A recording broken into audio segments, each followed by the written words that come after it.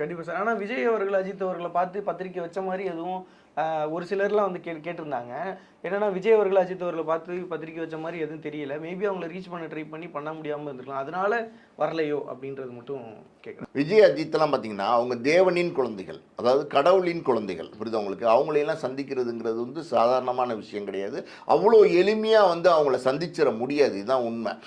அவ்வளோ பெரிய உயரத்தில் இருக்காங்க. அவங்கள பத்திரிக்கை வைக்கிறதுக்கு பார்க்கணுன்னு ஆசைப்பட்டா கூட அதே துறையில் இருக்கிற இன்னொரு நடிகர் அவர் பார்க்கணுன்னு ஆசைப்பட்டா கூட பார்க்க முடியாது. விஜய் வச்சு படம் எடுத்த தயாரிப்பாளரோ இல்லை அஜித்தை வச்சு படம் எடுத்த தயாரிப்பாளரோ அவரை பார்க்கணும். அவங்க வீட்டுக்கு திருமண விழாக்கு அழைப்பிதழ் கொடுக்கணும்னா கொடுக்க முடியாது. அவங்க வீட்டுக்கு துக்க நிகழ்ச்சிகளுக்கு இவங்க போயிருக்காங்களா அப்படின்னா போனதில்லை. இந்த மாதிரி அவங்க விஜய் வச்சு தயாரித்த இயக்குநர்கள் வீட்டு திருமணங்களுக்கு இல்லைன்னா துக்க நிகழ்ச்சிகளுக்கு போயிருக்காங்கன்னா கிடையாது.